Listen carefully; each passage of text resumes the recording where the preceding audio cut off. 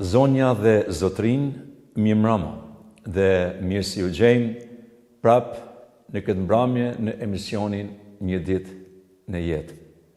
Ashtu sikur edhe kam cekur shumë herë që e djeshmja nuk kthehet më, e nesërmja nuk është e sigurt dhe ne kemi një ditë në jetë, ne jetojmë për sot. Dhe dua t'ju inkurajoj që vërtet çdo ditë të jemi duke e nderuar Zotin me ditën tonë dhe duke shërbyer njerëzve, duke ndihmuar njerëzve sado që është e mundur dhe mvaret nga ne. Sonte jemi të nderuar që në mesin tonë të kemi pastor Gjergj Uken, pastor tek Kisha Krishtere Besiana në Podujev. Mirë se erdhe, pastor Gjergji. Faleminderit, mirë se gjeta. Është kënaqësi të kemi në mesin tonë. Faleminderit. Dhe sonte kemi zgjedhur të flasim se si ta kemi Jezusin qendër në për situatat dhe sfidat tona. Por përpara se të shkojmë te tema, ti je sonte në emisionin Një ditë në jetë. Dhe ashtu si çdo i intervistuar tjetër që ka qenë këtu, ata është dashur t'i përgjigjen kësaj pyetje se si mund ta sjellim këtë realitet tek dëgjuesit tanë, se si ne e kemi vërtet një ditë në jetë.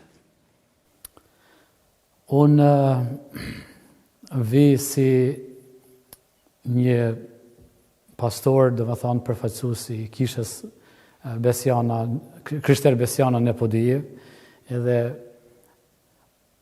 unë në jetën time nuk do ta imagjinoja kur para 20 viteve që do t'isha në këtë karrik ose ulse, dhe nuk do ta paramendoja kur që do t'isha duke nda se si Zoti ka punu në jetën time që unë të vi në një pikë të jetës time që do t'i shërbej Kishës Krishtit si pastor ose si shërbenjës në qytetin e Podujevës.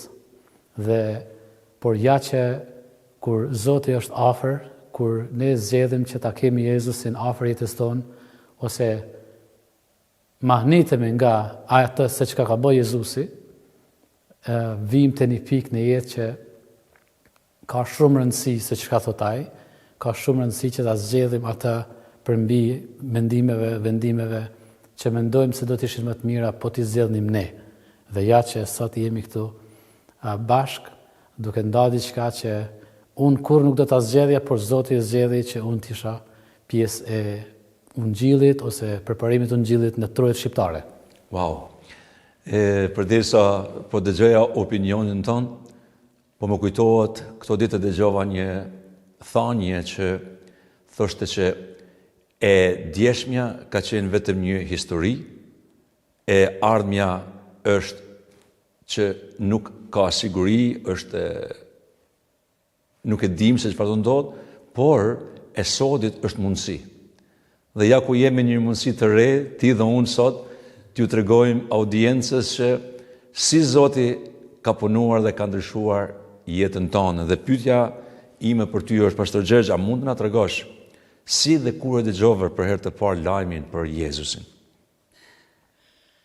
Kujtohet me njerë mas lufte, shkova poshtë ato të shtëpia ime në Orlan, dola tek dyert, ne i themi tek dyert e oborrit, ka rruga kryesore dhe shikova poshtë anës tjetër të rrugës, edhe i pash 2 djem duke luajtur futboll. Ishte 2 djem me flok të bardha ose bjond. Do ofrova për të folë me ta. Edhe ata nuk dinin shqip, por dinin anglisht. Dhe ato fillon udhëtimi im në atë se si unë e kam kuptuar, si e kam marrë ftesën e parë për të shkuar në Kish nga 2 djem që ishin fëmijë të një misionari që u vendos në Orlan. Dhe kështu fillon udhëtimi im, rrugtimi im, ose tregimi i Zotit në jetën time, kur ata filluam të luajmë futboll së bashku dhe pas një kohë më ftuan. Eja në Kish me ne. Dhe tash është histori, dhe më thonë, se si Zoti ka punue në jetën time. Më kujtohet që momentet e para ishin këto, pra, se si unë kuptova ose mësova për Jezusin. Shkova për herë të parë në kishë dhe dëgjova diçka që kur nuk isha besuar se do ta kuptoja Jezusin në atë formë, sepse unë isha rritur se isha lindur në një rrethon kur ishtin familjarët, dajt, krejt ishin pretendonin ose identifikohesh si musliman. Edhe kisha ndëgjuar ndoshta diçka për Isain, ose si Mesia, ose diçka, por asnjëherë nuk kisha ndëgjuar për Jezusin si dikush që Zoti nëpërmjet tij pra shfaqet në tokë edhe vjen tek ne.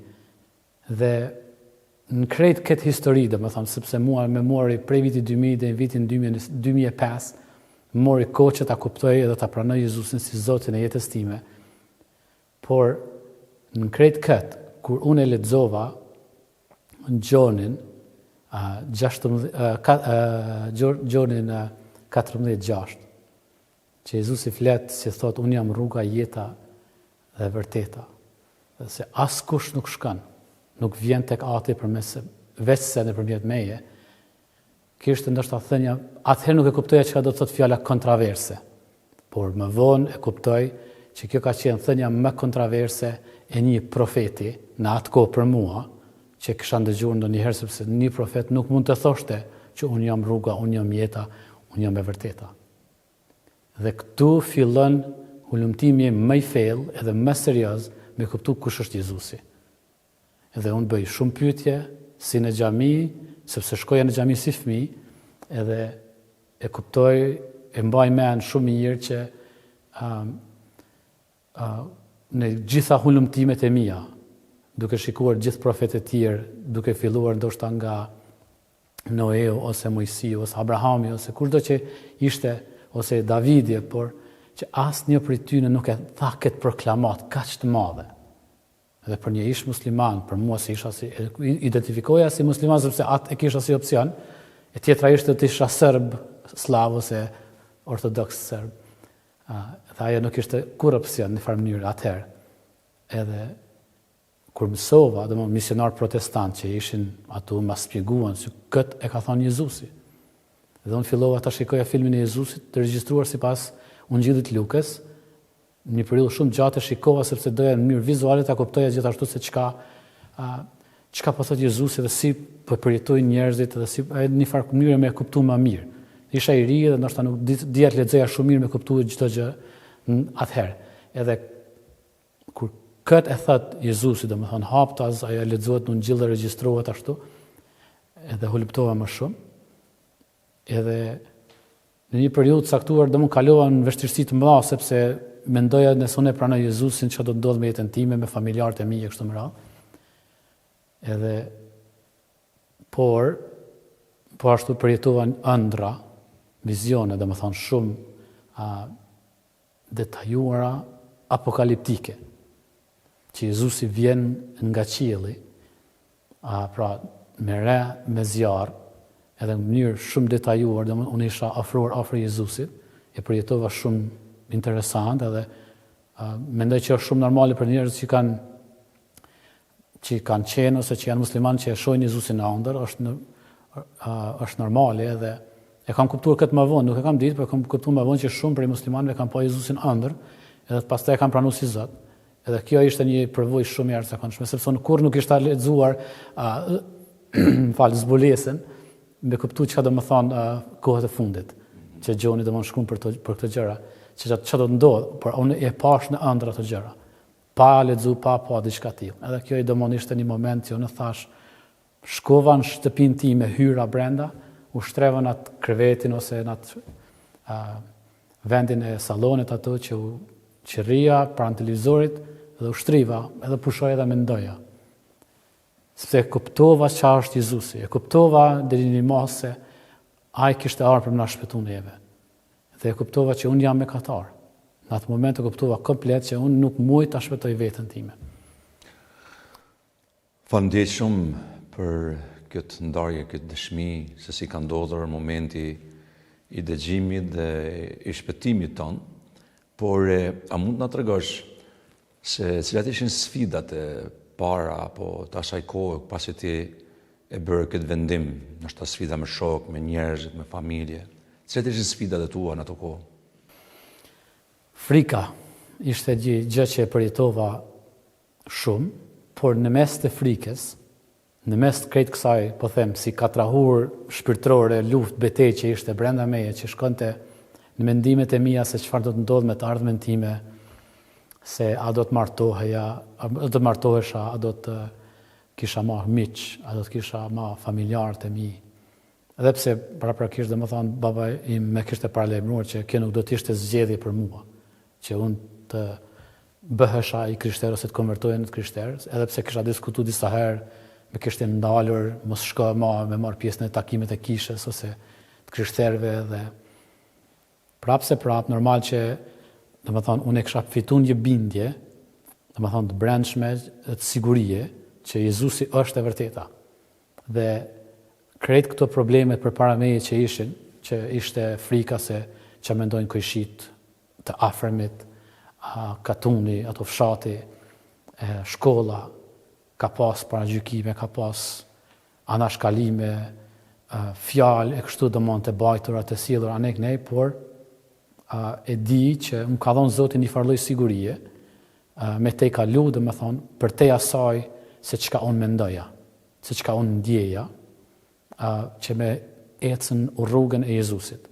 Domethënë, për mua, një moment caktuar, edhe pse ndjeja frikë të jashtëzakonshme, edhe pa siguri të madhe, por normal që kur u rrita, kur u pjeka edhe në besim, e kuptova që Zoti punon, dhe Zoti është i vërtet në çato momente, kur ne, domethënë, nuk kemi kontroll, kur unë isha komplet i friksuar në tëna format, sociale, ekonomike, që do të ndodhë me martesën time, ku me këndo të martohesha, këto gjëra domethënë si do ta pranonte baba, nona e tjerët, por kjo nuk ishte aq e rëndësishme për mua se sa të kisha një marrëdhënie me Jezusin. Në atë moment, pastaj normal që unë rritem edhe zhvillova më shumë besim edhe studioje e tjera, por në atë moment ishte rëndësishme që e vërteta që të ishte në mua, që unë ta ndiqja të vërtetën, jo një diçka që më thot dikush që ai mendon që çashtu është e vërteta,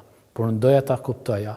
Edhe ishte një farë lloj mënyre krejt ndryshe, mënyra se si perceptohej jeta prej një krishteri, si ishte një familja krishtere, ato që jetonin afër nesh, dhe unë e kuptoja që kjo duhet të jetë e vërteta. Në bazë të asaj se çka shihja, pastaj mësova për shumë gjëra të ndryshme, domethënë se s'po du me dalë shumë jashtë teme, por unë u përpiqesha që ta kuptoj jetën në bazë si një krishtere sheh jetën. Edhe veç sa isha krishter, veç sa isha pagzuar edhe nuk gëzova për një kohë gjatë me nda me babin tim që isha krishter.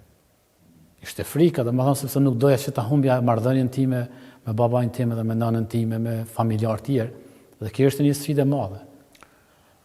Frika është një betejë e madhe që jo vetëm ti Gjergje ke përjetu, por jemi bindur që çdo person që është duke na dëgjuar neve sonte në një mënyrë apo një tjetër ka përjetuar frikën dhe përjeton frikën dhe do ta përjetoj frikën. Por një thanie që kam dëgjuar para shumë kohë dhe më ka ndihmuar shumë në jetë, thoshte që nëse ne duhet i friksohem diçka, duhet i friksohem vetë frikës mos na futet në brenda. Gjergji, pastaj ti ke filluar me shku në bashkësi, hapat e tua të parë në bashkësi, sepse aty besoj që ke përjetuar gjëra të reja. Si tu ka duk momentet e para, sepse me siguri ke filluar të ndërtohesh në besimin tonë. Po, ishte një përvojë shumë e ndryshe, një dashuri në mesin e krishterëve, domethënë që ishim do tri ato edhe treja edhe krishterë misionar, domethënë shumica ishin amerikan. Ishte një përvojë interesant, domethënë sepse inkurajohej njëri me sinqeritet, me dashamirësi, me avancim, me zhvillim.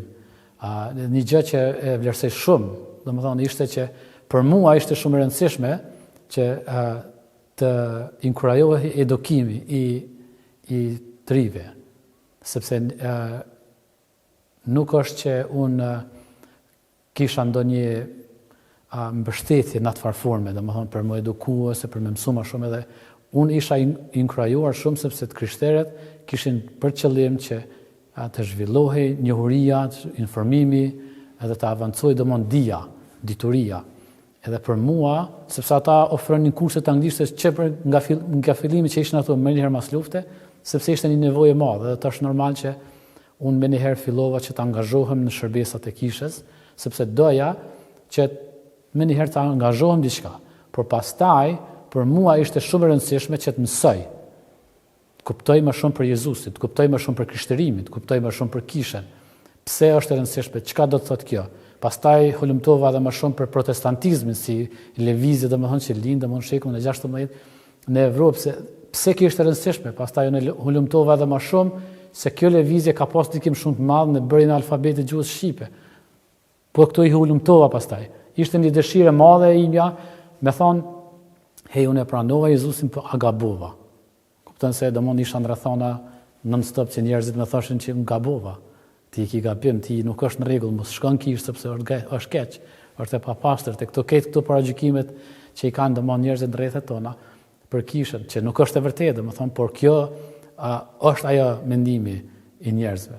Që krishterët janë papastër, por pastaj unë e kuptova shumë gjëra. Këta janë amerikan, si misionar janë krishterë, që ka të papastër këtë situatë, që ka jo të denjet si popull, si njerëz amerikanë, si lëvizje domon protestante që ishte shumë e përhapur në Amerikë.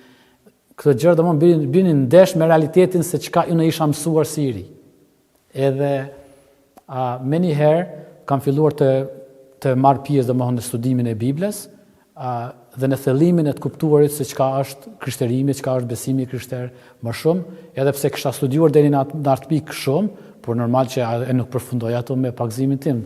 Domethënë nuk doja që të thellohej edhe që ta ndaj këtë me dikë tjetër pastaj. Edhe ishte rëndësishme që ta kuptoj më thellë dhe më mirë. Wow. Rëndësia e të qenit bashk me vëllezërit dhe motra dhe rëndësia e studimit të fjalës së Zotit.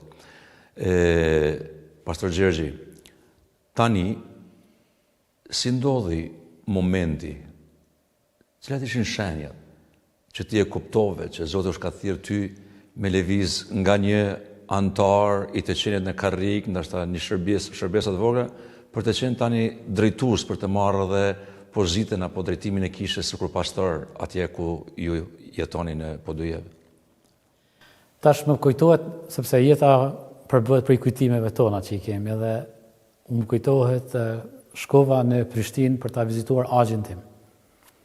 Dhe agji im ka një karrierë ushtarake, domethënë është oficer ushtarak edhe gjithmonë kisha dëshirë, domethënë pasi që përjetuam luftën, kisha dëshirë që të shërbej shtetit dhe vendit tim si një ushtar.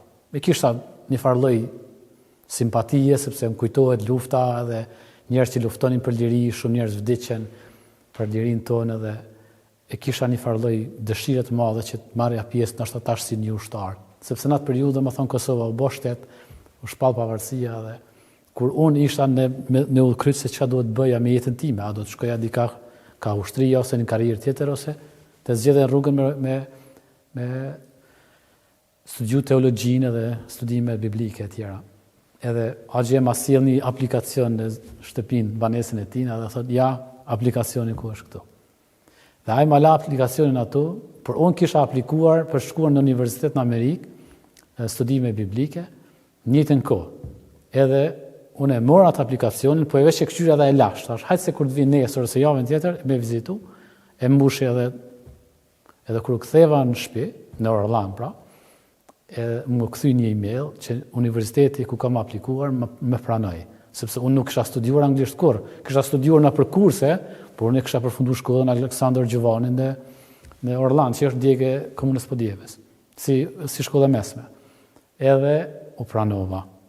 Me ata që kam pranuar atje, që me më pranu mua, jam përpjek ato me dhënë testin, e kam kalu një farë testi, edhe ata më kanë pranu me qëtë pikë. Edhe atu dahet rruga ime, se ku qa do të bëj unë. Atu, domethënë, unë e mora një shenjë, një farë mënyrë për Zotit, që kjo është rruga jote, për popullin tënd, për Kosovën, që ti të studiosh dhe të formohesh si një krishter, si një drejtues krishter, për ta drejtuar popullin e Kosovës, popullin shqiptar ose popullin e Kosovës, si një pastor ose një drejtues në këtë drejtim, sepse unë për ata dhe shkova për të trajnuar, domethënë që ta kuptoj më shumë teologjin krishter dhe pastaj ta ndaj atë dhe ta ta përvetsoj tek kisha në lokalin e Podijev. Dhe këtu do më thonë dahet jeta ime në farë mënyrë ka do të shkoj, zgjedhja ime. Unë thash, zot tregom ka me shku dhe shkova do më thonë, më pranoj shkolla, shkova në fakultet edhe përfundova studimet, normal që përfundova studimet bachelor për studime biblike ose teologjike të krishtera, me një do më thonë drejtim të shtuar psikologjisë gjithashtu. Dhe pastaj nga studimet në Amerikë, ti u ktheve në Kosovë dhe fillove edhe drejtimin e kishës, dhe më thonë, krishtere në Besiana, dhe më thonë, në Podijev. Tani, je pastor në Podijev, keni vendin e Podijev, por a mundesh për dëgjuesit tanë na dregosh se cilat janë shërbesat, kur keni shërbesa, ku mund t'ju gjejnë, ku është adresa, vendi do të thotë në Podijev për shërbesat dhe për vendin tuaj të kishës suaj? Po, patjetër. Ne gjendemi, dhe me thonë, në komunën e Podijevës, ose krishterët protestant, komuniteti protestant, punon në Podijev realisht prej vitit 2000, por që në fillim ishte misionar amerikan, edhe kishte edhe besimtar shqiptar, por që si kish funksionojmë që nga vitit 2009. Jemi të regjistruar ose të hapur si kish. Kemi funksionuar, dhe më thonë, jemi organizuar si kish, por ka qenë një metodë tjetër, sepse s'ka pas halo rregulla, Kosova ishte ende një situatë pa definume dhe në 2008. Kështu që ne funksionojmë dhe operojmë si kish prej vitit 2009, kemi shërbesat e rregullta prej orës 11 të dieleve. Pastaj kemi pas projekte humanitare. Dhe më thonë ato në vazhdimsi prej vitit 2000, pra që po bëhen 26 vite, kisha jonë i ka thonë Podijevës edhe vetëm i ka thonë. Ka jap, panal.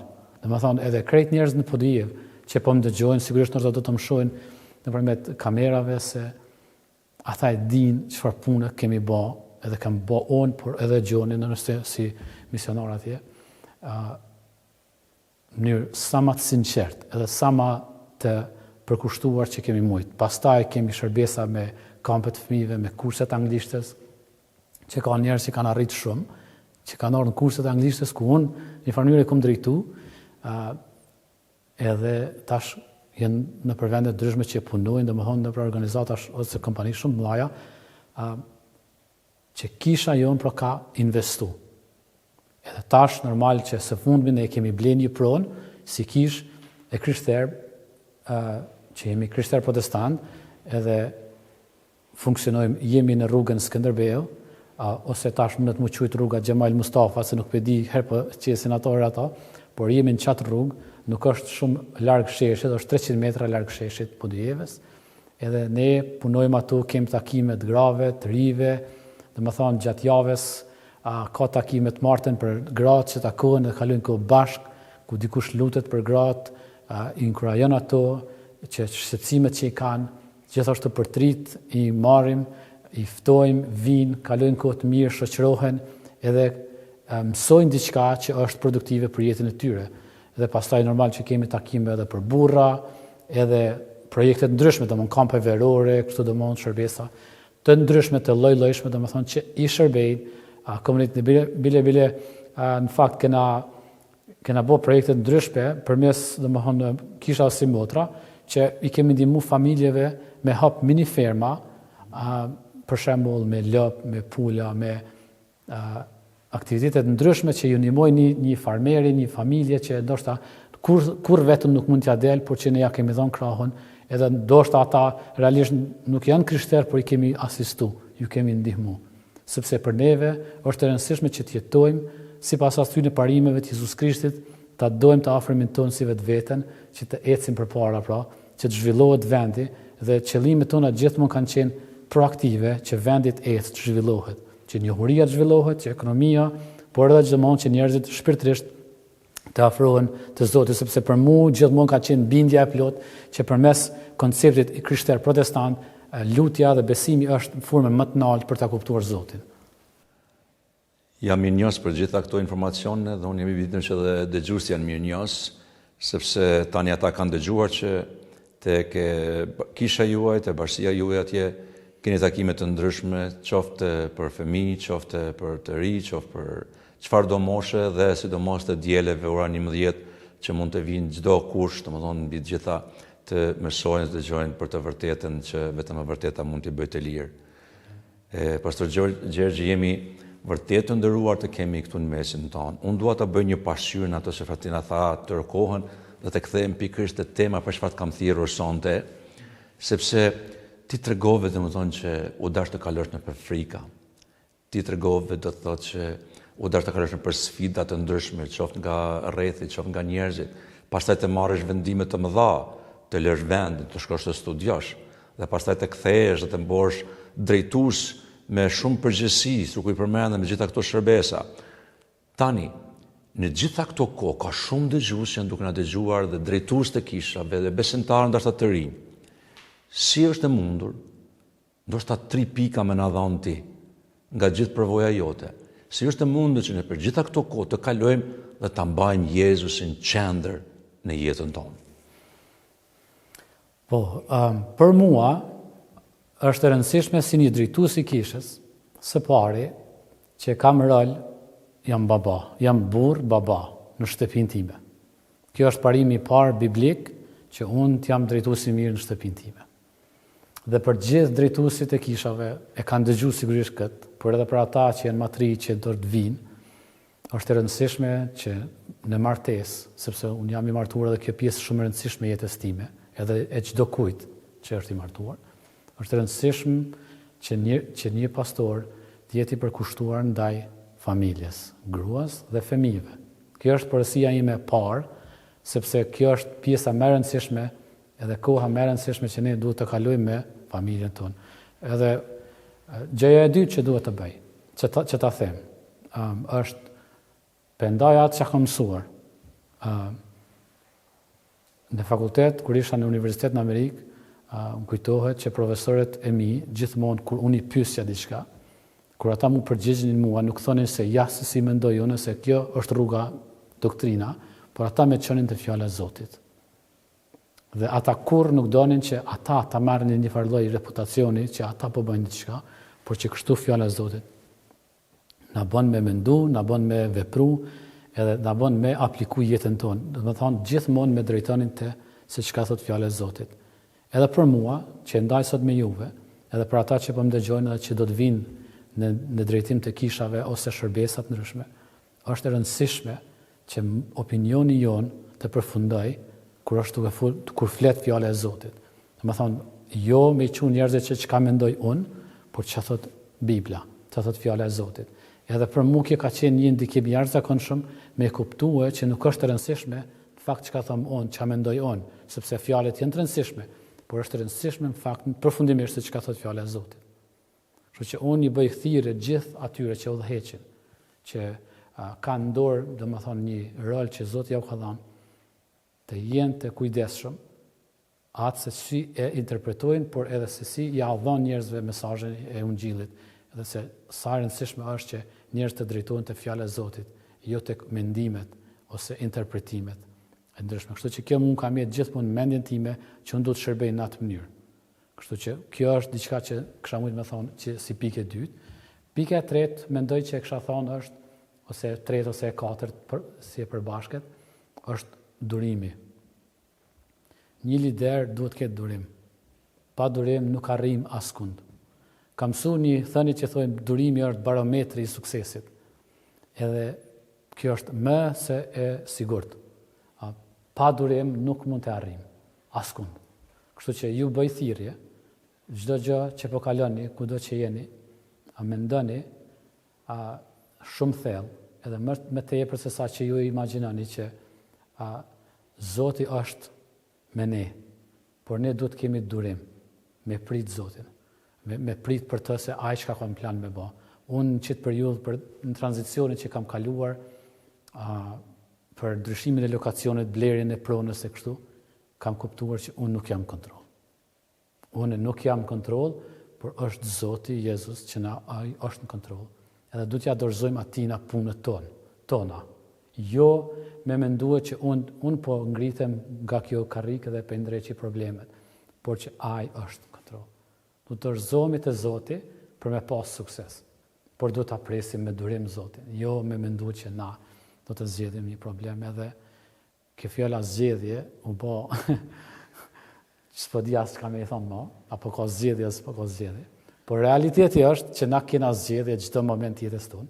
Edhe sot ne kemi mundësi me zgjedhë diçka. Çka do që ti jemi jetë ku do që je, sepse realisht nuk ka lidhje ku je ose s'ka rëndësi lokacioni, po kujt i beson. Ka rëndësi kujt i beson. Edhe për mua, për familjen time, për vendin tim, për kombin tim, më së rëndësishme është që ky popull, ky vend, edhe populli im shqiptar, kudo që është, sepse unë identifikohem jam shqiptar, edhe dua që ju të besonin në Jezusin. Kjo është thirrja jam për gjithë ata që janë matri, sepse ju jeni duke shikuar, edhe duke menduar, jeni duke u sfiduar se çka më zgjedh, çka është më rëndësishme për juve. Besoni në Jezusin, edhe jeta juve ka më ndryshuar. Shumë faleminderit dhe për hir të dëgjuesve, unë vetëm po i ceki në pika të shkurta ose ti vetë Gjergj, a mund t'i cekish, domethënë, një nga një në pika të shkurta, cilat ishin këto 3 pika sepse shumë bukur i ki përmend dhe me shumë me vend. Një ishte investimin në familje. Familja, investimin në kohën familje, me gruan, bashkëshorten ose bashkëshortin e vonë varet se ç'është situata ku shërben, është rëndësishme prioritet. Nëse fëmijët tanë nuk kanë prezencën tonë jetën e tyre, do të jetë një sfidë e madhe, kështu që familja është rëndësishme. E dyta ke fjala e Zotit. Drejtojmë njerëzit gjithë te fjala e Zotit. Dhe treta ke durimi. Ose pak e shtova edhe atë, domethënë që Zoti është në kontroll. Ta presim pra perëndin. Kështu që kjo është ajo se çfarë do të mendoj me juve sot. Edhe faleminderit shumë. Shumë faleminderit pastor Gjergji që ishte me ne. Nëse ka mbetur diçka për fund, ta thua që unë nuk të kam pyetur dhe mendon që mund ta ndash me ne, është momenti yt. Përndryshe ishte vërtet kënaqësi dhe bekim dhe inkurajim të kemi në mesin tonë. Faleminderit shumë. Ndoshta një gjë që kisha dashur më nda, sepse jemi duke e bë këtë intervistë, është që një pikë që më ka prek shumë si i ri atëherë është kur kam lexuar Romakëve, kapitullin 15 vargu 19, që Pali kur shkruan letrën e Romakëve thot kam predikuar ungjillin nga Jeruzalemi, me anë të fuqisë frymës së Zotit, prej Jeruzalemit deri në Iliri. Kur kam lexuar në Bibël që ekziston fjala Iliri, për mua ka qenë momenti ndoshta më krenar që jam me prapavide, më thonë që jam Ilir Dardan, dhe se Bibla e përmend këtë tokë, sepse zakonisht normal që neve na është mohu e drejta që na nuk jemi autoktonë kështu me radhë. Kështu që kam një ndjenjë të veçantë, edhe është një gjë e bukur që Bibla përmban në emën këtë vend që ungjilli ka ardhur këtu në shekullin e dytë. Lavdia qoftë Krishtit. Zoti ka ardhur te na.